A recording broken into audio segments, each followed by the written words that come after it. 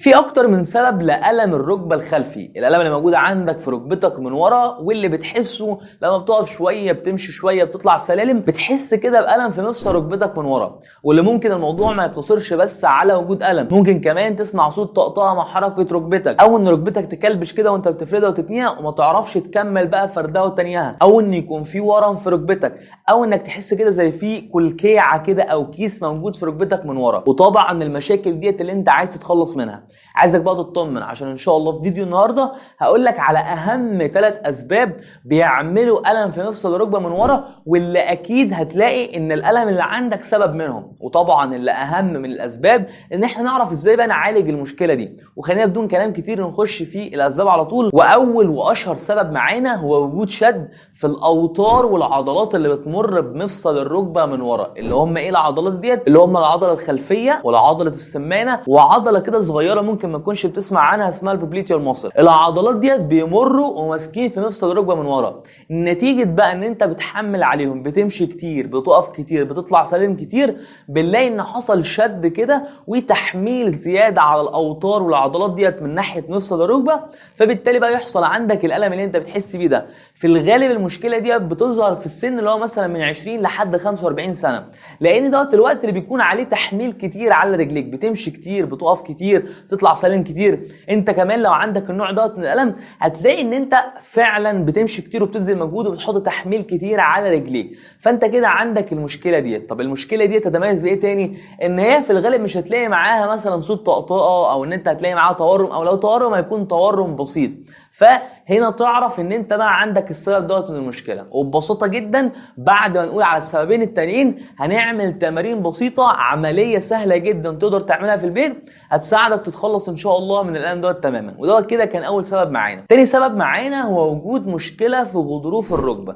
طبعا احنا عارفين ان موجود غضروف في ركبتنا، الغضروف دوت ليه ادوار كتيره جدا. لو حصل بقى مشكله زي قطع في غضروف الركبه دوت بيسبب الم في مفصل الركبه من ورا، بس مش بيكون بس الم، كمان بنلاقي معاه شويه علامات تانية. اول حاجه ان الالم ده جالي مره واحده، يعني انا مثلا ما جاليش تدريجيا، ما ابتديش ان انا احس بالم واحده واحده وبعد كده زاد، لا الالم جالي مره واحده. في الغالب بيكون مرتبط بحركه حصلت في رجليا، يعني مثلا رجليا خانتني دوست عليها مثلا، كنت طالع السلم فرجليا فلتت مني فتنت تحت مني، بيكون مرتبط، اتخبطت في ركبتي، بيكون مرتبط بحدث حصل مره واحده بعديه بتبتدي تحس بالم. ولكن برضه مش بس كده، كمان بتحس معاه بصوت طقطقه كده في رجليك. واللي اهم بقى واللي بيميزه ان انت بتلاقي ركبتك بتكلبش، تيجي كده وانت بتفردها او بتتنيها بتحس ان ركبتك وقفت ومش عارف تكمل فردها ولا تنيتها. كمان هتحس ان معاها ورم شديد جدا موجود في ركبتك. العلامات ديت كلها بتقول لك ان الالم اللي موجود في ركبتك من ورا دوت بسبب مشكله في غضروف الركبه. طيب هنا بقى اعمل ايه؟ طبعا لازم تتوجه لدكتور جراحه عظام عشان خاطر يتاكد ويعمل لك الفحوصات والاشاعات اللي تاكد لك هل فعلا المشكله اللي عندك ديت هي مشكله غضروف في الركبه ولا لا. وطبعا بقى بعد كده بيتخذ معاك الطريق الانسب ليك على حسب المشكله اللي عندك، يا اما يحولك لدكتور علاج طبيعي تعمل علاج طبيعي لان ده هيكون كافي بالنسبه لك، يا اما بقى يتخذ طريق العمليه. وده كده ببساطه جدا كان تاني سبب معانا وهو وجود مشكله في غضروف الركبه. تالت واخر سبب بيعمل الم في ركبتك من ورا هو حاجه اسمها كيس بيكر او بيكر سيست. المشكله دي ببساطه فيها مش بس بيكون في عندك الم في ركبتك من ورا، ولكن كمان معاها لو حطيت ايدك كده ورا في ركبتك هتحس ان في زي كوره كده، في كلكيعه كده. ببساطه جدا المشكله دي عباره عن ان بيحصل عندك مشكله في ركبتك. بيحصل بقى من اعراض المشكله ديت ان بيتكون كيس مليان من السائل الزلالي اللي هو اصلا المفروض موجود في ركبتك. بيحصل يعني زي ارتشاح ولكن بيكون موجود في كيس. الكيس دوت ممكن مع الوقت لو انت اهملته يعيق حركه تاني وفرد ركبتك. طيب الكيس دوت او المشكله ديت بتحصل فين؟ المشكله ديت لو انها بتحصل اكتر مع الناس اللي سنها متقدم من 60 ل 75 سنه.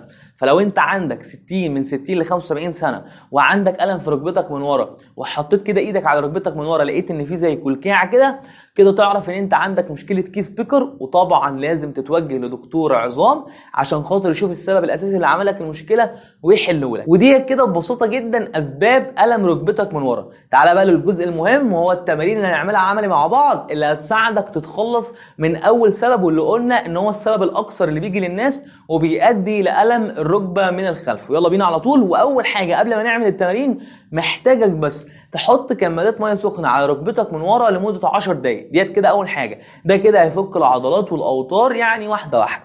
وبعد كده هتكون قاعد على اي حاجه، وبكل بساطه هنعتبر مثلا ان رجليك الشمال ديت هي اللي فيها المشكله. هنجيب ايدينا الاثنين كده ونحط صوابعنا عند ركبتنا من ورا، ونبتدي نضغط ضغط بسيط، ونبتدي واحنا مريحين، مش فاردين ركبتنا كده على الاخر، لا مريحينها كده شويه يعني متنيه كده سنه، ونحط ايدينا كده من ورا عند ركبتنا ونضغط بصوابعنا ضغط بسيط ونعمل حركات دائريه. نضغط ونعمل حركات دائريه اهو، نضغط ضغط بسيط، يعني انا ولا بضغط قوي ولا اني مش ضاغط، لا بضغط كده بقوه شويه واعمل حركات دائريه في كل ركبتي بقى من ورا، يعني في منطقه ركبتي دي كده كلها بفضل اعمل كده. ودوت كده اول تمرين معانا. نيجي بقى على التمرين اللي بعده، وهو ببساطه جدا اني بكون نايم كده وابتدي ان انا امسك ركبتي من ورا كده واخد مشط رجلي عليا، وابتدي ارفع اكتر حاجه اقدر عليها، اكتر حاجه لحد ما احس كده ان في شد في الخلفيه عندي، واقوم راجع واخد مشط رجلي عليا، ارفع واقوم راجع، ارفع واقوم راجع بكل بساطه. واخد بس اهم حاجه مشط رجلي عليا، يعني مش سايب مشط رجلي كده وبرفع، لا كده غلط. واخد مشط رجلي عليا كده وانزل واطلع لحد ما احس ان في شده في الخلفيه، انزل واطلع، انزل واطلع، واعمل الحكايه دي 3 ادوار، كل دور فيه 12 عد. قبل ما تكمل التمارين انزل تحت دلوقتي واعمل لايك لو الفيديو عجبك وحاسس ان انت لغايه دلوقتي بتستفاد بيه، عشان انت لما بتعمل لايك يوتيوب بيعرف ان الفيديو دوت مفيد، فبالتالي بيوديه لناس تانية هم كمان يستفادوا بيه. اما بقى لو انت اتفرجت وما عملتش لايك، يوتيوب بيعتبر ان الفيديو دوت مش مفيد، فبالتالي ما بيودوش لاي حد، فبالتالي مش ناس كتيره بتستفاد بيه. فطبعا يعني انت اكيد عايز ناس تانية تستفاد بيه، فانزل اعمل لايك دلوقتي حالا ويلا نروح نكمل بقيه التمارين. تاني تمرين معانا ببساطه جدا ان انت هتبتدي تكون رافع رجليك على حاجه كده بحيث ان كعب رجلك ما يكونش ساند على السرير، يعني ما يكونش كده، لا تكون مثلا رافعه على رجلك الثانيه زي ما انا عامل كده.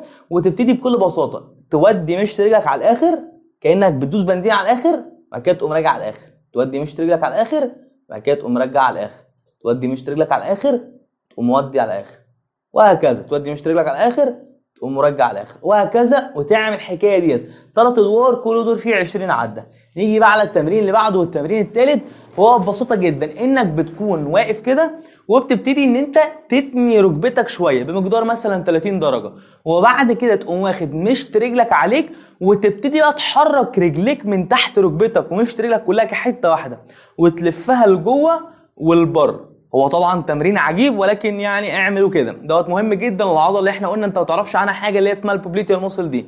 زي ما قلنا تاني ركبتك واخد مشط رجلك عليك وتلف لجوه والبر، تلف لجوه والبر، وهكذا. وتعمل الحكايه دي 3 ادوار، كل دور فيه 12 عده. خلص دوت. نيجي على التمرين اللي بعده، وهو ببساطه جدا انك برده بتكون نايم كده، وبتبتدي وانت نايم تفرد كده ركبتك شويه وتخلي رجليك او يعني جسمك نازل على كعب رجلك، يعني مش على مشط رجلك، لا على كعب رجلك كده، وتبتدي تشد عضلات المقعده وترفع فوق وتعد عدتين، وبعد كده تنزل وتشد عضلات المقعده وترفع فوق تعد عدتين، 1 2، وبعد كده تنزل وتشد عضلات المقعده ترفع فوق تعد عدتين، وبعد كده تنزل، وهكذا تطلع وتنزل. وتعمل الحكايه دي 3 ادوار، كل دور فيه 12 عده. وبس كده. ودي كده ببساطه جدا التمارين اللي ان شاء الله لما تمشي عليها وتعملها بالعدد والتكرار اللي قلنا عليه، وتعملها كل يوم مره واحده بس في اليوم، هتلاقي ان الالم اللي موجود في ركبتك بيقل تدريجيا لحد ما يختفي تماما. وبكده يكون فيديو النهارده خلص، اللي اتمنى يكون فادك واستفدت بيه. طبعا لو الفيديو عجبك واستفدت بحاجه ما تنساش تعمل لايك، لو بيساعد على نشر الفيديو انه يوصل لاكبر قدر من الناس هم كمان يستفادوا بيه. ولو عايز بقى تتابعنا على قناه ثانيه بنتكلم فيها في كل حاجه مش علاج طبيعي خالص، بنتكلم في الحياه والفلوس والمذاكره والنجاح وكل الكلام ده، هسيب لك لينك القناه الثانيه اللي عملناها، وتعالى الحقنا واتفرج معانا كده ونتفاعل مع بعض. وكمان هسيب لك لينك اكونت انستجرام تحت في صندوق الفيديو، تقدر تروح تعمل لي فولو عليه. وبس كده، بتمنى لك صحه كويسه، اشوفك المره الجايه ان شاء الله. مع السلامه.